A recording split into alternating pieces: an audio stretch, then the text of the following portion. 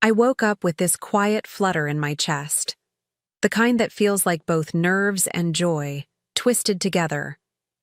The sunlight poured through the curtains like it had been choreographed just for me. Everything smelled like lavender and promise. My wedding was 2 days away, and for once, everything felt easy. The dress was hanging by the window, the caterers were confirmed, and my heart was bursting with love for the man I was about to marry. Ethan, the one who called me his home. The one I thought was mine. I spent the morning double-checking guest baskets and laughing with my cousins, sipping coffee that had gone cold while I got caught in daydreams. Every corner of the house buzzed with people, familiar voices, suitcases rolling in, my mom whispering about centerpieces. And me? I floated, touched by everyone's joy. I felt like a bride, not just in the romantic way, but in that grounded, deeply happy way. I had chosen Ethan, and he had chosen me. Or at least, I thought he had. When Talia walked in, I could tell something was wrong before she even said a word. Her smile didn't reach her eyes, and she held out her phone like it was made of glass. "You need to see this," she whispered. My stomach dropped before I even unlocked the screen. The messages were all there. His name, her replies. The dates, recent. The tone, unmistakable, flirty, intimate. One of them was from this morning. My fingers went cold. I didn't cry. I didn't scream. I just looked at Talia and said as calmly as I could, "We don't cancel the wedding. We change the ending." Talia stared at me like she expected me to shatter right there. And maybe I should have. But something in me settled instead, like a lake freezing over in an instant. I handed her back the phone and smiled. A small, deliberate smile, the kind you wear when you're deciding to stay 3 steps ahead. "No one else sees this," I told her. "Not yet." She hesitated like she wanted to argue, but then she nodded. That's what best friends do. They trust your silence, even when it's louder than words. I went back into the room with the others and acted like nothing had happened. Someone handed me a glass of Prosecco. I laughed at a joke I barely heard. I held my dress up to the light and told my mom how perfect it looked. Inside, though, my brain was stitching together every lie I must have missed, every late meeting, every glance at his phone. Every moment I had given him the benefit of the doubt, like a fool in love, blinded by good intentions. But now I could see, and I wasn't going to scream. I was going to wait, watch, and choose my moment.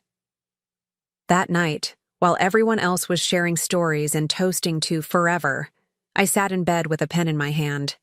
The wedding vows I'd written weeks ago were in the drawer, untouched. Instead, I started a new page. I wrote slowly, deliberately. The beginning was soft, sweet even. The kind of words everyone would expect. But halfway through, my tone shifted. I didn't erase it. I leaned in. Because this wasn't a love story anymore.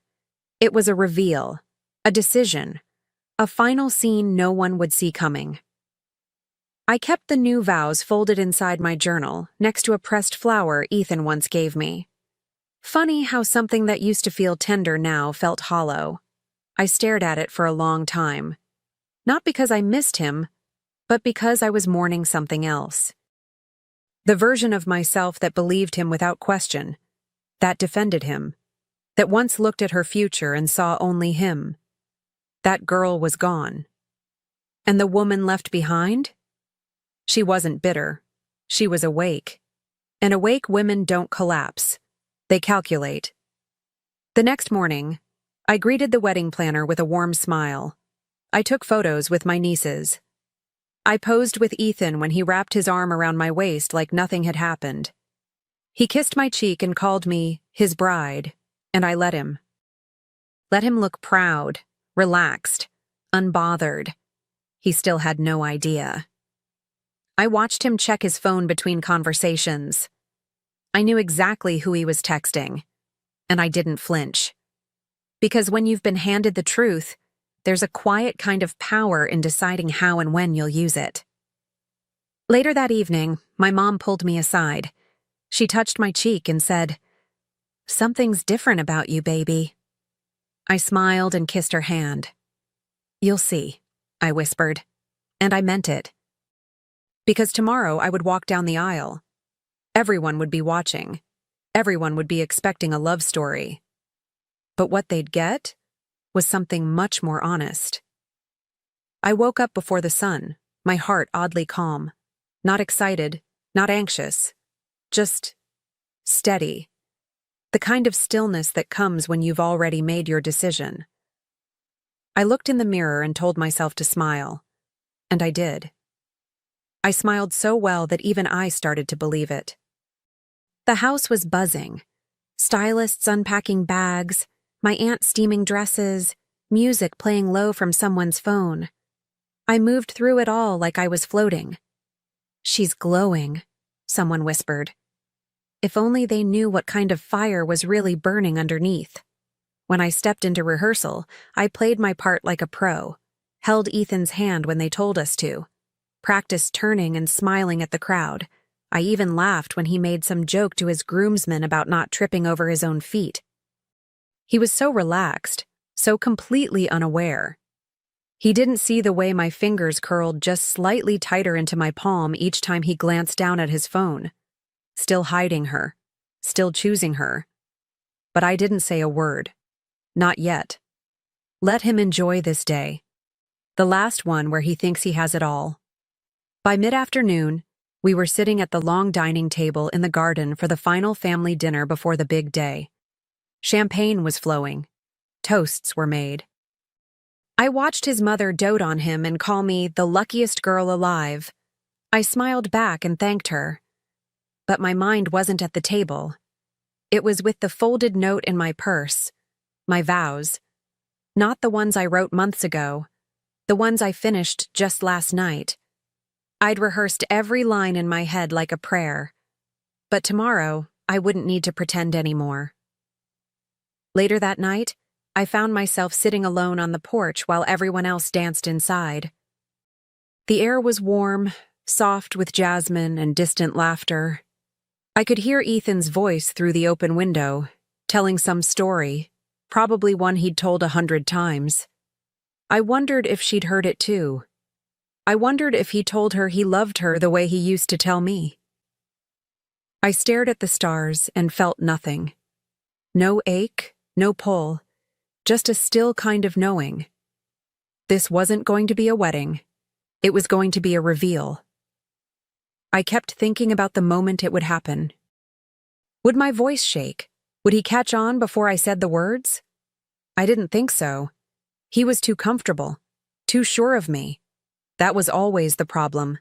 He thought I'd never leave, that I loved him too much to burn the bridge, and he was half right. I did love him. But I had learned something in the last 48 hours. Love without truth is just a leash. And I wasn't leashed anymore. I wasn't walking into that church to beg. I was walking in to break the spell. My mother came out to check on me.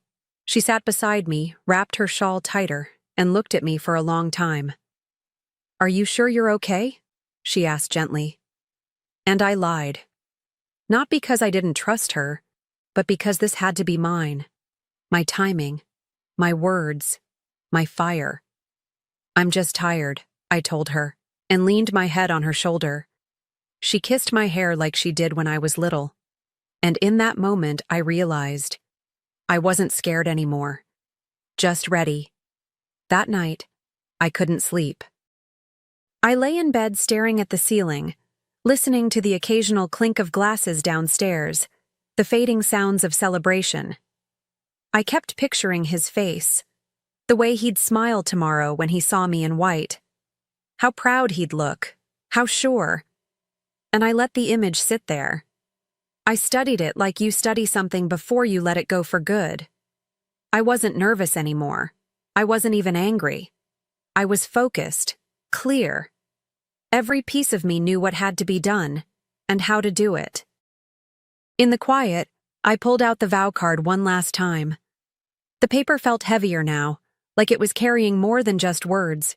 It held my truth, my freedom. I whispered the lines to myself in the dark, letting each syllable settle into my bones. I wanted to remember how they felt in my mouth before I released them into the world. I didn't want to sound bitter. That wasn't the point. I wanted to sound awake, like a woman who had seen the fire and chose not to be consumed by it, only illuminated.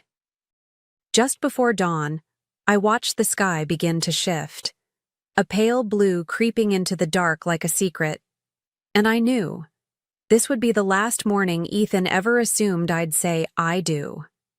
Everyone else thought they were coming to see a love story, but love was never supposed to look like betrayal in a tuxedo. So I pressed my palms together, took a breath, and stood. Because the next time I'd see him, I'd be walking toward him, and I'd be carrying the truth in my hands like a gift he never saw coming. I don't remember much about getting ready. It's like my body went on autopilot while my mind drifted far above everything. People fluttered around me, stylists, bridesmaids, my mother wiping tears of joy. Cameras flashed, laughter echoed. I sat there, letting them curl my hair, button my dress, paint on the look of a woman about to live her dream. And in a way, I was. Just not the dream they thought. I caught a glimpse of myself in the mirror. I looked stunning, strong.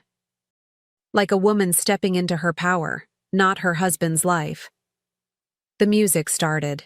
The guests stood. My father offered his arm and whispered, "You ready, baby?" And I nodded, not because I was walking toward Ethan, but because I was walking toward the truth. Each step down that aisle felt like a countdown, not to a beginning, but to a release. I could feel the weight of hundreds of eyes, all smiling, all hopeful. I smiled back. Because no one knew what was coming. Not even Ethan, who stood at the altar looking at me like I was his entire world. It almost made me pity him. Almost.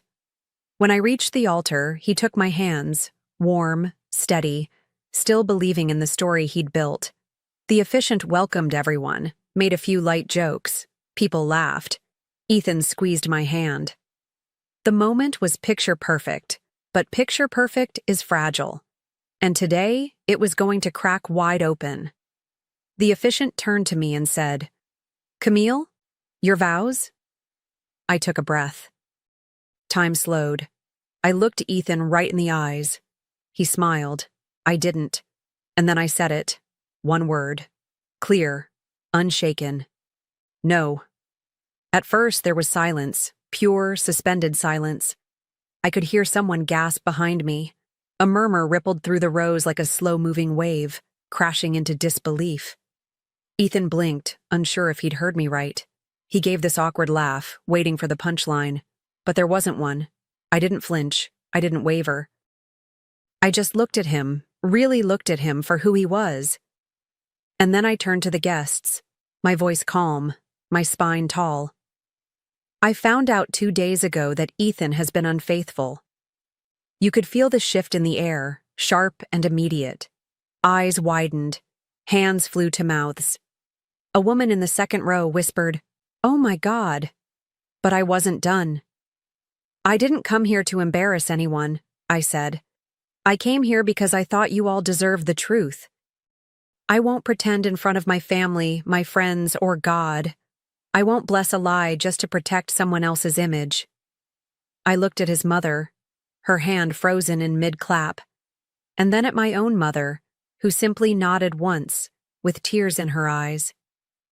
Ethan started to speak, his face red, confused, sputtering with half-formed excuses. But I didn't let him steal the moment. Not this one. I turned back to the aisle, adjusted the hem of my dress, and walked. Not rushed, not in shame, but in dignity. Every step echoed louder than the vows I never spoke. People parted as I passed. Some cried, Some followed me with their eyes like I was a fire moving through a field. And in that moment, I wasn't the bride. I was the woman who chose herself, in front of everyone. As I reached the doors, I heard someone say my name. I didn't turn. I didn't need to. Let them sit with their shock. Let them sit with him. My heels clicked against the marble floor like a heartbeat, steady, unfaltering. And with every step, I felt something peeling off of me. The guilt, the shame, the pressure to forgive quietly. It all slid to the floor behind me like the train of a dress I never meant to wear. I pushed open the doors and stepped outside, where the air was crisp and real and mine. I didn't cry. Not then. Not later. My hands were steady as I took out my phone and texted Talia one word. Done. I could almost feel her exhale from wherever she was sitting. She had offered to stand beside me today, ready to help if I needed her. But I told her this had to be mine. All mine. And it was. Not just the moment, but the silence that followed. The kind of silence that fills you up, not empties you out. I looked up at the sky and smiled. I hadn't ruined a wedding. I had saved a life, my own. And as I stood on those steps, dress still clinging to my body, heart still pounding in my chest, I knew one thing for sure. I wasn't broken. I wasn't humiliated. I was free. I hadn't said I do to a man who betrayed me. I had said no. To lies, to silence, to shrinking myself for someone else's comfort. And while everyone behind those doors tried to make sense of what had just happened, I took my first real breath. The kind that tells you, something new is finally beginning. By the time I got home, my phone was already buzzing like it had caught fire. Text after text, missed calls, voicemails I had no intention of opening. My cousin sent me a video. Someone had recorded it. My moment. That single word. That truth, spoken at the altar. I watched it, not because I needed to relive it, but because I wanted to see myself from the outside. And there she was, calm, centered, defiant in satin and lace. I barely recognized her. And yet, I knew she'd been waiting to show up for years. Support came pouring in like a flood. Old friends, acquaintances, women I barely knew who found the clip online. "You're a hero," some wrote. "You saved me without knowing it." One woman said, "You walked out so I could find the courage to do the same." I didn't expect that. I didn't do it for them. I did it for me. But somehow, my truth had echoed. It had hit something raw and universal.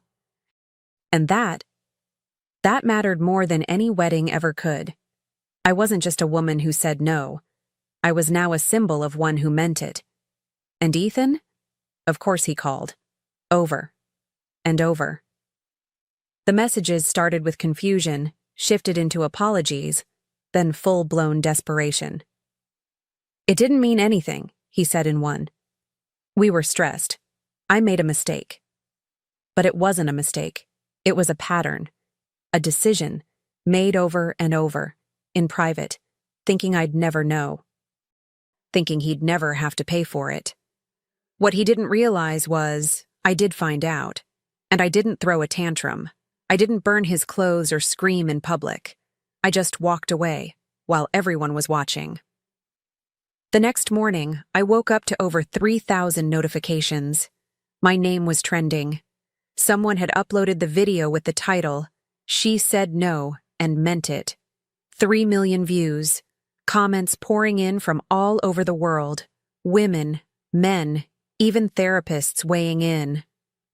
Bravery in its rawest form. A masterclass in self-respect. I sat on my couch, hair still tangled, coffee untouched, just staring. I never asked for this kind of spotlight. But I wasn't afraid of it either. I had spoken the truth, and now it was speaking back. Later that day, the woman, posted a photo. Her, in bed, Ethan's shirt unmistakably draped over her shoulder. The caption? No more secrets. And honestly, I felt nothing. No sting, no rage, just confirmation. Confirmation that I had been right to trust my gut, right to listen to the quiet voice inside me that had screamed when I saw those screenshots.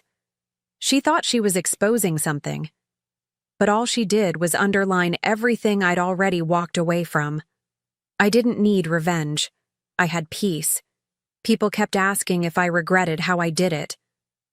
Why not just cancel the wedding quietly? Why not handle it behind closed doors? But that's the thing. The betrayal wasn't quiet. It was loud in my body. Loud in my mind. It robbed me of sleep, of safety, of certainty. So why should the truth be whispered? Why should his shame be protected when my trust wasn't? I didn't need to shame him. I just needed to stop protecting the version of him that never existed. And that was the real freedom. The funny thing is, people kept calling me brave, like I'd jumped into fire. But I didn't feel brave. I felt honest. Like I'd finally said what I should have said long ago, just louder. I wasn't trying to start a movement or go viral. I was trying to protect my future. And now, without even meaning to, I had become the woman I used to wish I could be. The one who didn't stay silent just to keep the peace. The one who knew that peace built on lies isn't peace at all. It's a prison with fancy table settings. The offers started rolling in. Interview requests, podcast invites, even a few agents reaching out. I ignored most of them at first. It felt strange to turn my heartbreak into headlines. But then I got a message from a woman who said, "You didn't just walk away from a man, you walked toward yourself." And I needed to see that. That one stuck with me. I saved it, read it twice, and I started to think, maybe this wasn't just about what I lost. Maybe it was about what I was finally ready to build. So I opened a blank document on my laptop. No title. Just a blinking cursor and a rush of thoughts. I didn't know if it'd be a post, a blog, a book. All I knew was I had more to say. Not about Ethan, but about the part of me that kept shrinking to make him look bigger. The part that mistook loyalty for silence. The part that needed to know. You can start over at the altar and still end up whole. And as I typed that first sentence, I realized I wasn't telling a story of heartbreak. I was telling the truth. Finally, without apology. Months passed, but it felt like I'd lived an entirely new life. I traveled, not to run, but to breathe. Italy, Morocco, Costa Rica. I went places I'd once saved for a honeymoon. Turns out sunsets taste sweeter when you're not waiting for someone else to witness them. I took myself to dinner. I learned how to be alone without feeling lonely. There's a quiet magic in that. Discovering that your own company can feel like freedom instead of a punishment. That joy, real joy, isn't something you borrow. It's something you grow. The podcast started as a simple idea. Just me, a microphone, and stories I wished someone had told me when I was younger. I called it The Other Vow, the one you make to yourself. I talked about betrayal, boundaries, rebuilding. It wasn't polished, and I didn't try to be perfect. That's what made it work. Women from everywhere started writing in. Some crying, some angry, some just grateful. We built a small world out of honesty. No filters, no fairy tales, just truth. Raw, messy, beautiful truth. Then came the book deal. A real one. I remember sitting across from the publisher in New York, still half expecting them to say it was a mistake. But it wasn't. They wanted to call it The Vow I Kept to Myself. And I said yes. Not because I needed to prove anything, but because I knew what it meant. That my voice, once quieted by love, now stood on its own. That the girl who once whispered "it's okay" through gritted teeth had finally stopped apologizing for taking up space. I started sleeping better, deeper. No dreams of weddings or what-ifs. Just peace. Some mornings I'd wake up, make coffee, and reread old journal entries, the ones I wrote when I still believed love meant endurance. I hardly recognized that version of me. She was so desperate to be chosen, so scared to be alone. I didn't judge her. I just knew I'd never be her again. Healing isn't a straight line. I had my nights of tears, my waves of doubt. But I always returned to myself, and that was the difference. One afternoon, I was sitting outside my favorite cafe, laptop open, messy bun, no makeup, when I saw him. Ethan, alone, disheveled in that way that looks like someone's been living on regret. He hesitated when he saw me, then walked over, like a man trying to reclaim something he barely understood. I didn't flinch. He said my name like it still belonged to him, sat down without asking. "You ruined my life," he said, voice low, bitter. I looked at him, really looked, and all I felt was pity. I took a sip of my coffee and smiled, soft but certain. "No," I said. "You ruined mine first. I just returned the favor. With truth." He didn't respond, just stared at me, maybe waiting for me to take it back. But I didn't. I wouldn't. Because I wasn't that woman anymore. I wasn't seeking his understanding. I wasn't asking for closure. I had become the closure. And the silence between us, it wasn't tension. It was the sound of a chapter closing, finally, cleanly, and completely. He left without another word. I watched him walk away, slower than before, like even his footsteps didn't know where to go anymore. And I didn't follow, didn't text, didn't wonder. I finished my coffee, closed my laptop, and let the breeze hit my face. For the first time in a long time, I wasn't carrying anything heavy. Not his weight, not his lies, not the pressure to be the woman he expected. I was just me, stripped down, built back up, and finally standing on something real. Later that night, I recorded a new episode.